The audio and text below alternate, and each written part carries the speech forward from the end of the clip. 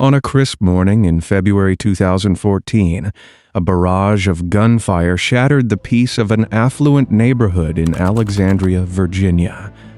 A beloved local music teacher named Ruthann Lodoto opened her front door and met a lethal attack orchestrated by an unknown assailant. Her caregiver sustained severe injuries during the daytime assault but survived to provide law enforcement with a crucial piece of evidence.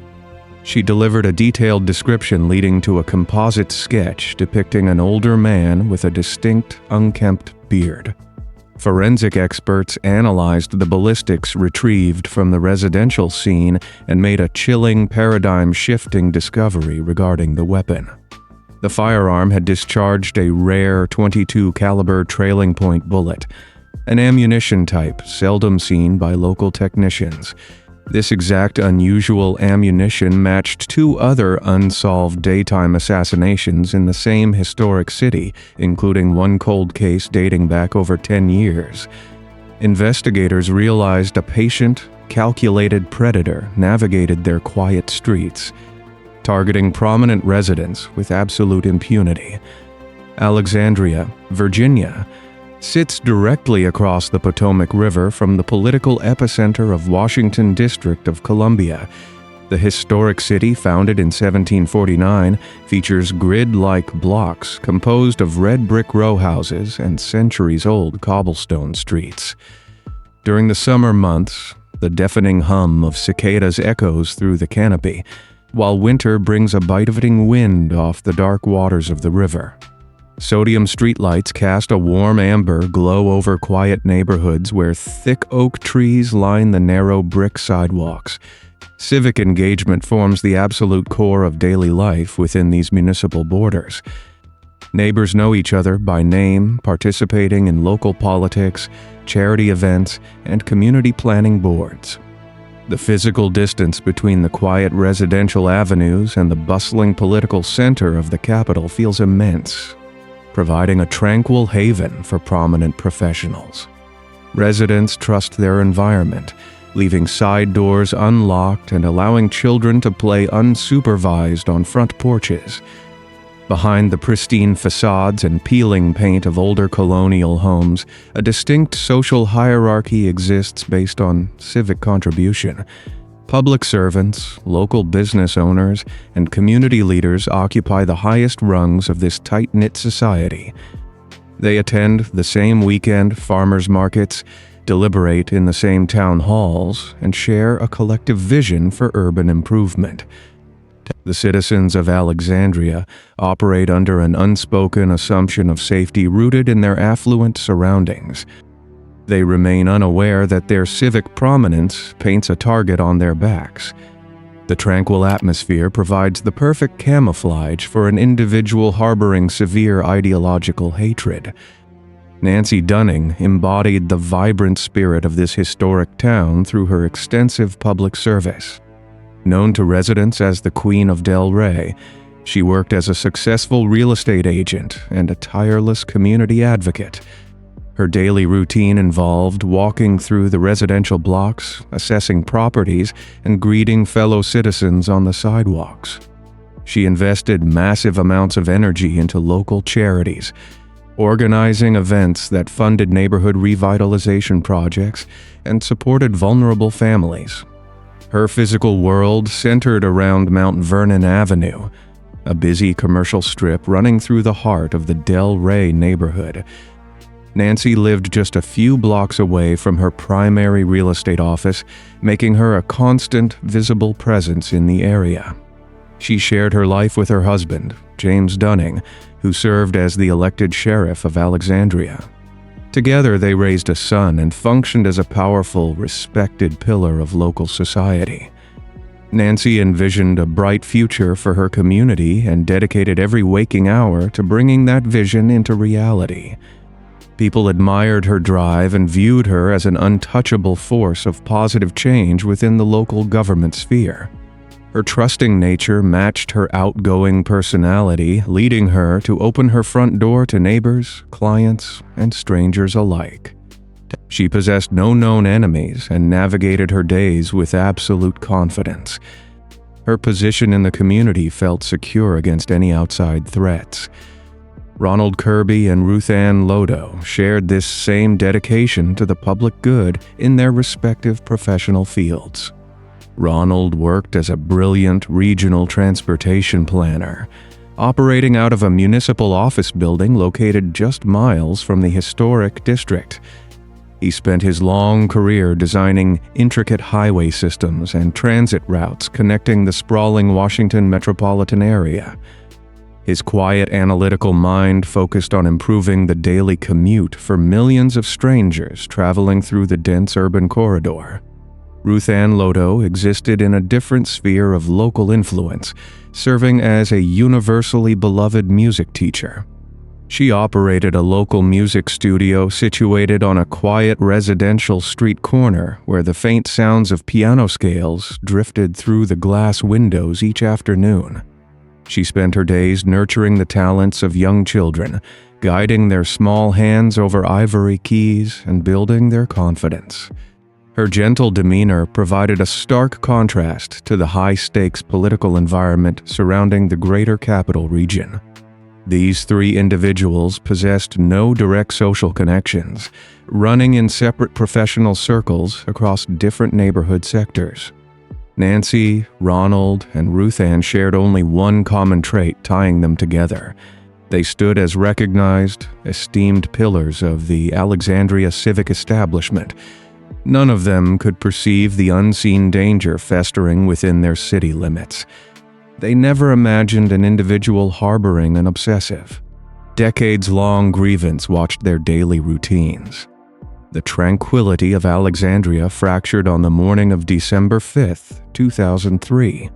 A crisp winter chill hung in the air as citizens went about their usual Friday routines and weekend preparations.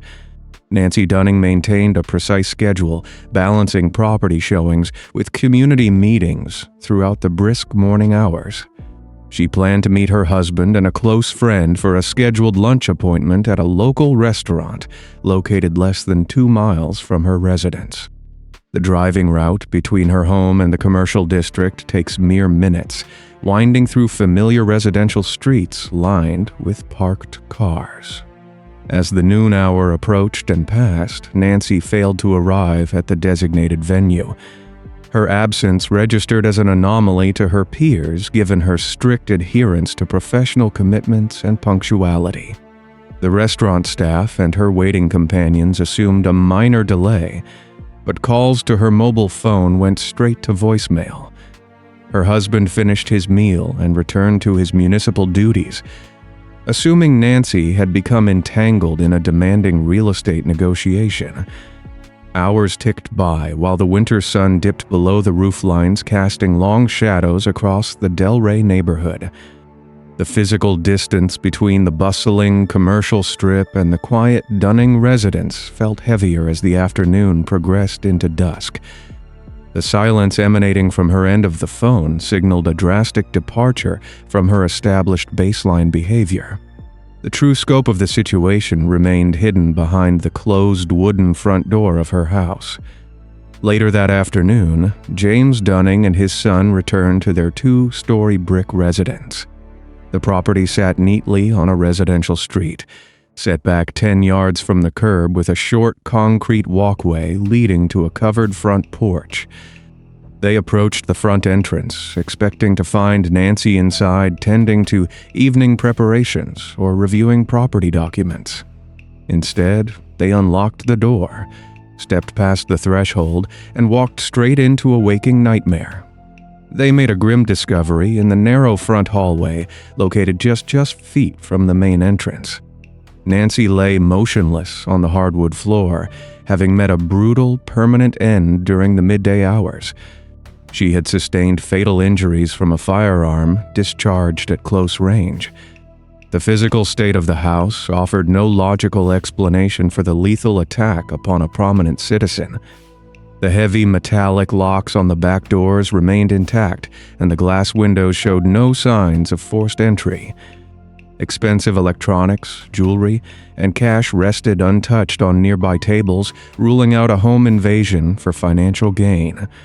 The confined hallway space showed zero signs of a physical struggle or defensive maneuvering. The attacker had approached her, executed their objective in broad daylight, and vanished back onto the quiet streets. The calculated nature of the assault left seasoned investigators grasping for a rational motive. Detectives from the Alexandria Police Department descended upon the property, establishing a strict perimeter around the residential block. Forensic technicians mapped the enclosed hallway, measuring the exact distance between the front door frame and the tragic scene. They recovered key pieces of evidence embedded in the surrounding woodwork, identifying them later as rare .22 caliber trailing point bullets. Despite recovering this unique ammunition, the investigation hit a concrete wall of silence and absent clues. The perpetrator left no identifiable fingerprints, no foreign genetic material, and zero witnesses capable of recalling the distinct crack of a firearm. As weeks turned into months without an arrest, the sheer lack of physical evidence shifted the investigative focus inward toward the victim's inner circle. The local media and the public gaze turned toward her husband, Sheriff James Dunning. Standard law enforcement protocols dictate looking closely at the spouse during unsolved incidents, and the Alexandria police followed this rigid standard despite his status. The jurisdictional friction between the city police department and the elected sheriff complicated the sharing of vital information. James found himself publicly named a person of interest, a label causing profound isolation from the community he swore to protect. This devastating suspicion created a massive rift within local government and tainted the Dunning family legacy, while the true perpetrator walked free. The authorities exhausted numerous theoretical leads, poring over financial records, past property disputes, and municipal rivalries, until the trail grew cold and the police department moved on to other pressing matters. The true meaning of the .22 caliber bullets remained buried in the evidence room for an entire decade. The investigation into the Dunning tragedy stalled inside the cinder block walls of the Alexandria Police Department headquarters on Mill Road. Detectives sat at metal desks, staring at corkboards covered with timeline photographs and stagnant leads. They processed thousands of tips over the ensuing years, creating massive paper trails with zero actionable results.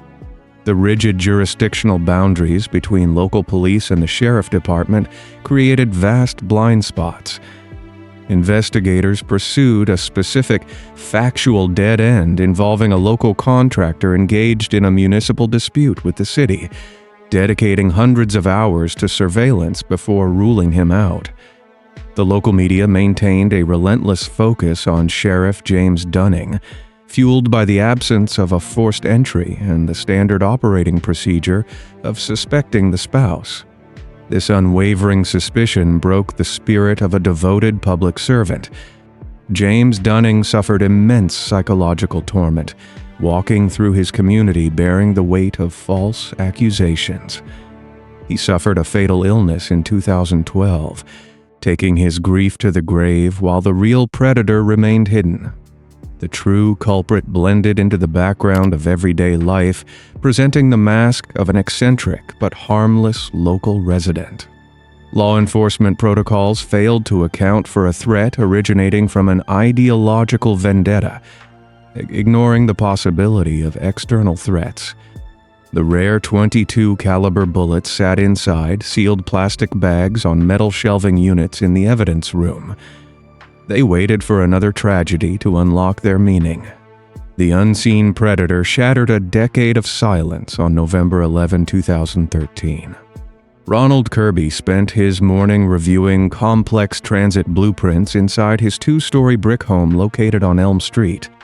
The residence sits near a busy intersection, flanked by large oak trees and a concrete driveway leading to a side entrance. The spatial distance between the street curb and the front door spans 20 feet, offering zero defensive barrier from approaching strangers. A heavy knock broke the midday quiet, prompting Ronald to leave his documents and walk to the entryway. He opened the solid wooden door and faced a devastating assault in the threshold of his own home. He met a permanent end through the exact same method utilized 10 years in the past, sustaining multiple injuries from a firearm. His son arrived at the property during the late afternoon hours, discovering the horrific scene and contacting emergency services. Patrol officers descended upon the quiet residential block, establishing crime scene tape across the front lawn. Forensic technicians documented the entryway, noting the complete absence of a physical struggle or forced entry. They recovered shell casings from the wooden floorboards and transported them to the regional crime laboratory for analysis. The local authorities treated the incident as an isolated tragedy, focusing their initial search on disgruntled former colleagues or localized neighborhood disputes. The compartmentalized nature of municipal police databases prevented an immediate connection to the cold case sitting in their own archives. The winter season advanced into February of 2014, bringing the unseen threat to a third doorstep. On February 6, the terror arrived at the property of Ruth Ann Lodo. Her single-family home rests on Ridge Road, a quiet thoroughfare situated 2 miles west of the historic downtown district. A paved walkway stretches 30 feet from the asphalt street to a covered concrete porch lined with potted winter plants. Ruth Ann stood inside the foyer, discussing daily schedules with her mother and an in-home caregiver named Janet Wills. The heavy metallic clatter of the brass door knocker echoed through the spacious living room. Ruth Ann approached the entryway, turned the brass knob, and opened the door to greet the visitor. The attacker discharged a firearm without uttering a single word, stealing her future in a fraction of a second. Janet Wills rushed toward the commotion and sustained severe injuries from a subsequent discharge, falling to the hardwood floor. The assailant turned and vanished, departing from a shattered household. Janet survived the horrific ordeal, retaining a pristine memory of the man standing on the concrete porch. From her hospital bed, she provided police sketch artists with precise facial details, describing an older man possessing a distinct unkempt beard and balding gray hair. This surviving witness handed detectives a pivotal piece of the grand puzzle. The investigation gained massive momentum inside the secure ballistics laboratory located in the basement of the Regional Law Enforcement Center.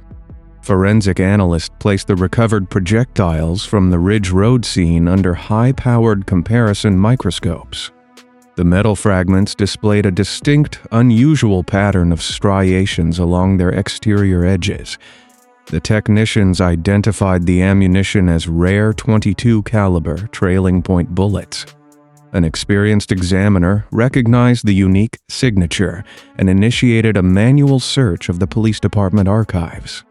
The technician walked down a narrow concrete corridor, unlocking the metal cages of the cold case evidence room to retrieve the dusty boxes from 2003.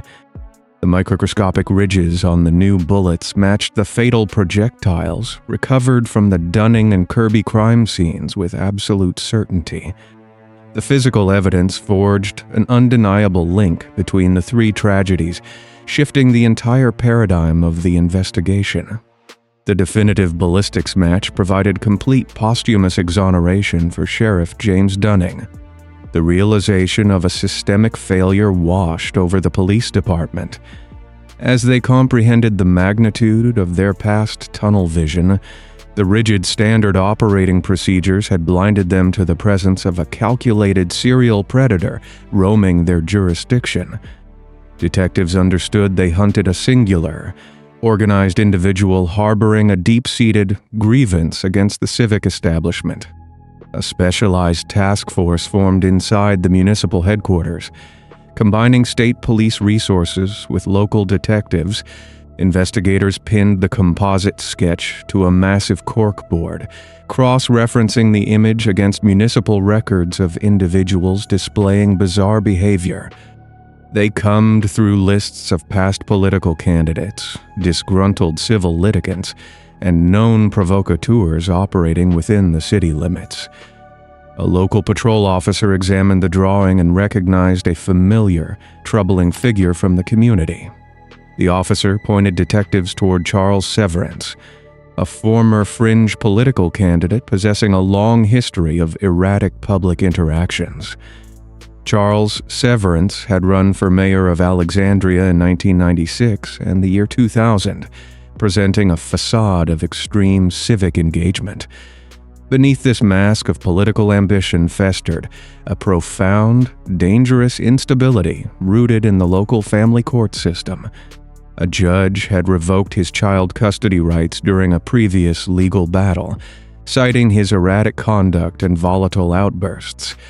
This judicial decision broke his fragile connection to reality, twisting his personal loss into a burning hatred for the entire city establishment. He viewed the prominent residents of Alexandria as extensions of the very system responsible for his ruined life. He blended into the affluent neighborhoods by wearing modest clothing and maintaining a calm exterior during his daily walks. He hid his immense rage behind the face of an ordinary eccentric neighbor while plotting the destruction of the local elite. Detectives executed search warrants on specific digital footprints and physical properties connected to the suspect. They uncovered thousands of pages of rambling, self-published manifestos stored on computer hard drives. The writings detailed a terrifying methodical ideology advocating for the destruction of the civic upper class. Charles Severance prescribed a specific calculated method for retaliation in his dark journals. He instructed his readers to dress in casual attire, knock on the doors of prominent homes during daytime hours, and discharge a firearm into the person answering the call. The sheer arrogance of the writings shocked seasoned investigators as the suspect detailed his exact crimes as a bizarre form of political warfare. Law enforcement agents traced his financial records, discovering a crucial paper trail validating their suspicions. The receipts showed he navigated a glaring legal loophole in a neighboring jurisdiction to acquire firearms components without strict background checks. Charles Severance completed a legal purchase of the exact rare .22 caliber trailing point ammunition from a rural sporting goods store. The timestamp on the receipt showed the transaction occurring days before the attack on Ronald Kirby. The task force assembled this mountain of circumstantial and forensic evidence, preparing to secure an arrest warrant for capital offenses. The detectives realized they faced a volatile individual aware of the encroaching police presence. As the calendar turned to March of 2014, the invisible net closing around Charles Severance began to tighten. Law enforcement surveillance units initiated a quiet perimeter around his known associates, prompting the suspect to recognize the encroaching danger. He initiated a desperate flight from justice, abandoning his familiar Alexandria streets for the sprawling international districts of Washington District of Columbia. The physical distance between his former political stomping grounds and his chosen destination spanned a mere 10 miles across the Potomac River. He traveled north toward the Russian Embassy complex, a massive, heavily fortified compound situated behind high iron gates on Wisconsin Avenue. The imposing structure represents a sovereign territory shielded from local law enforcement jurisdiction, offering a theoretical sanctuary for a fleeing fugitive. Charles Severance approached the guard checkpoints demanding diplomatic asylum, presenting himself as a persecuted political exile rather than a violent offender. The embassy security personnel observed his bizarre presentation and erratic behavior through reinforced glass windows. They refused his entry, denying him access to the fortified grounds and forcing him back onto the public sidewalks. This total rejection by a foreign power shattered his immediate escape plan, leaving him exposed in the middle of the crowded capital city. The task force detectives received intelligence regarding this bizarre diplomatic incident, confirming their worst fears regarding his ultimate flight risk.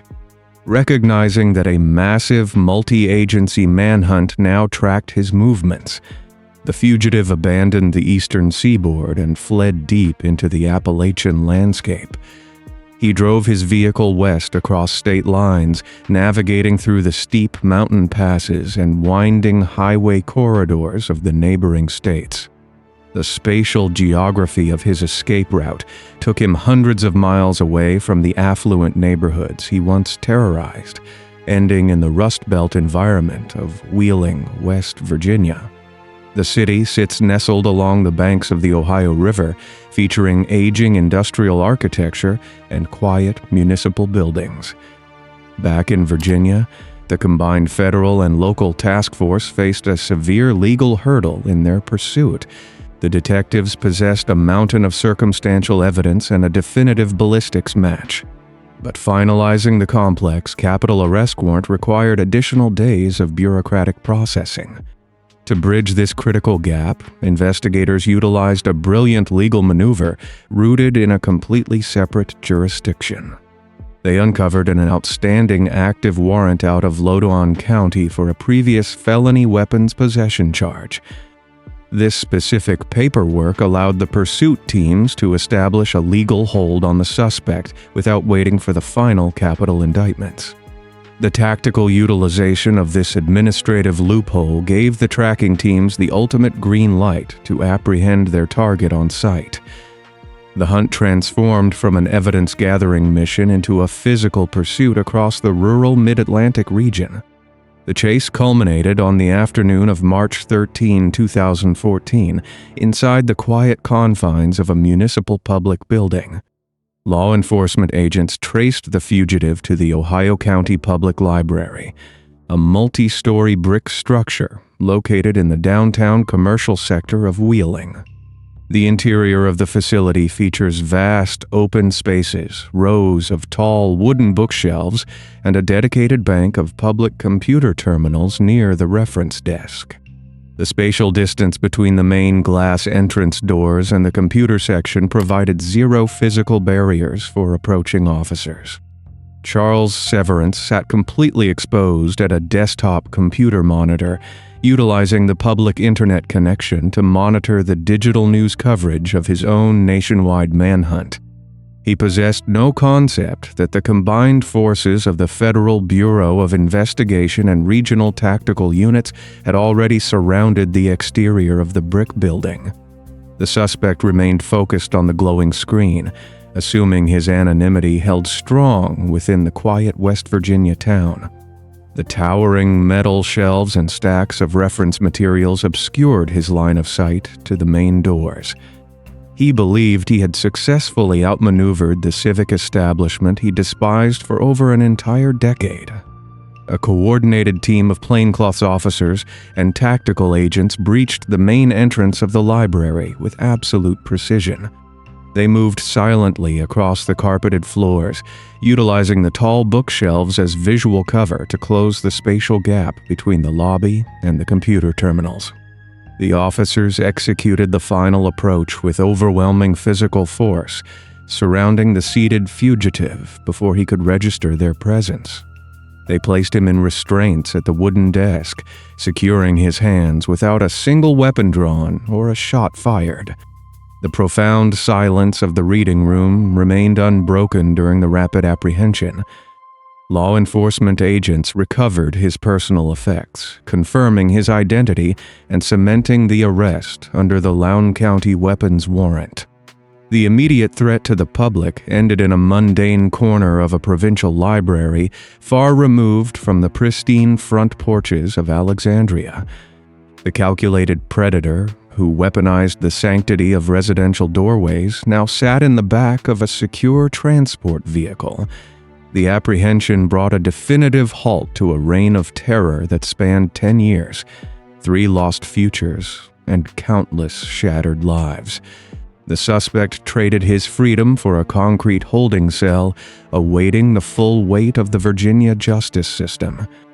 The legal apparatus of the state initiated an immediate extradition process to transport Charles Severance from the West Virginia holding facility back to the Commonwealth of Virginia.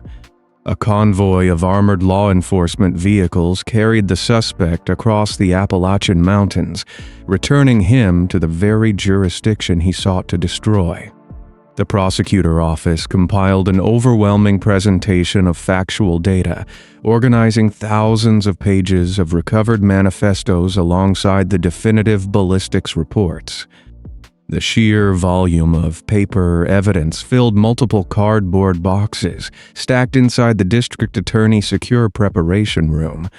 Detectives meticulously mapped out the chronological timeline, aligning the exact dates of the rare .22 caliber ammunition purchases with the tragic events on the Alexandria doorsteps.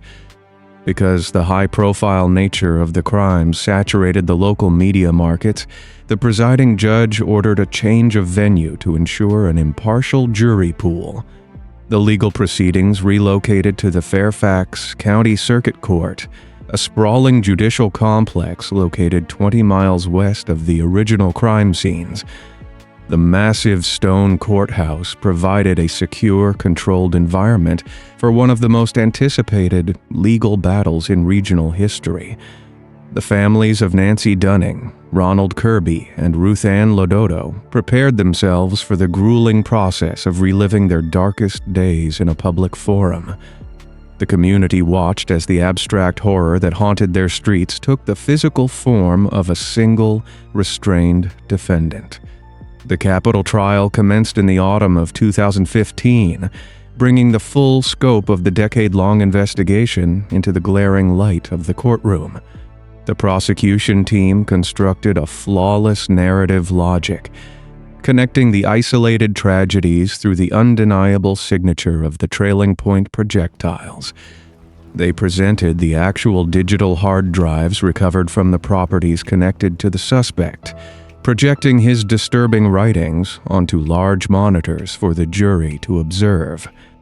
The jurors read the exact passages where the defendant detailed a calculated method for eliminating the civic upper class by knocking on their front doors in broad daylight.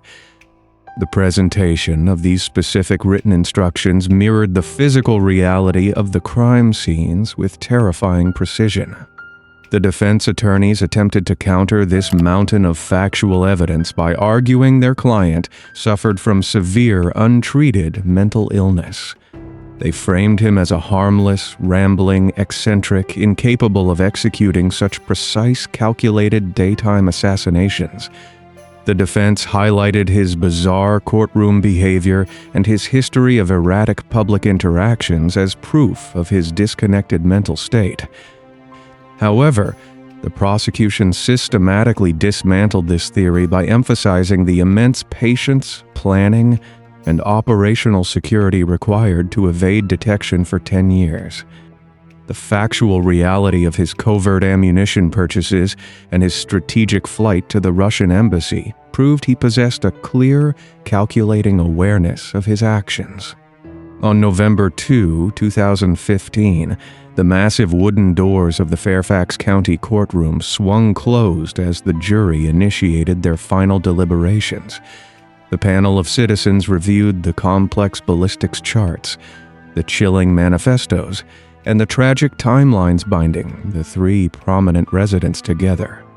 The profound weight of the evidence left zero room for reasonable doubt regarding the identity of the assailant. After a period of intense review, the jury signaled they had reached a definitive conclusion. The courtroom fell into an absolute suffocating silence as the foreperson handed the formal paperwork to the bailiff. The judge read the verdict aloud, pronouncing Charles Severance guilty of all three capital offenses and the associated firearms charges. The defense theory of a harmless eccentric dissolved completely under the overwhelming proof of his calculated malice.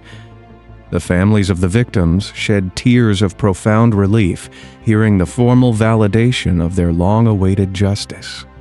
The arrogant individual who believed he could dismantle the civic establishment faced total defeat at the hands of the very legal system he despised. The verdict closed the darkest chapter in the modern history of the historic Riverside City. The sentencing phase delivered the ultimate, uncompromising penalty available under the laws of the Commonwealth. The presiding judge condemned the defendant for his breathtaking cruelty and the systematic terror he inflicted upon an unsuspecting community. The court handed down 3 consecutive life sentences, followed by an additional 48 years in state prison for the corresponding weapons violations. This monumental sentence guaranteed Charles Severance would spend the remainder of his natural life behind steel bars, stripped of all autonomy and isolated from the society he sought to terrorize. The formal conclusion of the trial allowed the historic city of Alexandria to finally exhale. The residents reclaimed their quiet neighborhoods, unlocking their heavy wooden doors and returning to the civic engagement that defines their culture. The memories of Nancy Dunning, Ronald Kirby, and Ruth Ann Lodo transitioned from symbols of unsolved tragedy into enduring legacies of public service. The meticulous, unwavering dedication of the regional detectives ultimately restored order to the fractured community. The justice system, despite its early jurisdictional flaws and bureaucratic blind spots, ultimately functioned to permanently remove a predator from the streets. The long arc of the investigation proved that even the most patient, calculating threats cannot permanently evade the light of factual truth,